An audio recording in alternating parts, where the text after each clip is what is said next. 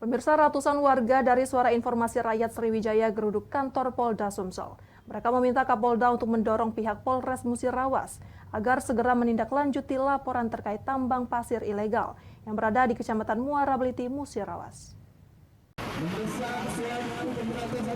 Buntut dari konflik tambang pasir ilegal yang berada di Kabupaten Musirawas yang mengakibatkan kerugian bagi masyarakat sekitar, pihaknya telah melapor ke pihak Polres Mura. Akan tetapi hingga saat ini belum ada titik terang dari permasalahan ini. Dengan tekad agar konflik tambang ilegal ini tidak berlarut-larut dan segera ada penyelesaiannya, pihaknya bersama ratusan massa menggelar aksi di depan kantor Polda Sumsel. Pihaknya meminta ketegasan Kapolda untuk memerintahkan pihak Polres Musirawas untuk segera menyelesaikan konflik ini. Bila perlu, pihaknya meminta Kapolres turun langsung dalam pengawasan. Selain tuntutan terhadap tambang pasir ilegal, pihaknya juga meminta dalam penyelesaian atas dugaan administrasi fiktif yang dilakukan oleh pengurus Koperasi Muara Lakitan dan dugaan atas terbengkalainya 43 hektar lahan.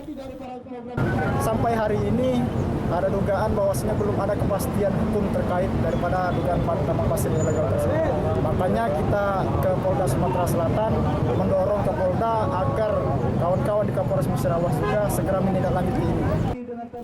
Aksi ini pun disambut pihak Polda Sumsel untuk melakukan audiensi. Akan tetapi jika masih tidak adanya titik terang, si rahasia melakukan aksi yang mendatangkan massa lebih banyak lagi. Dari Palembang, Erwin Setiawan, iNews melaporkan.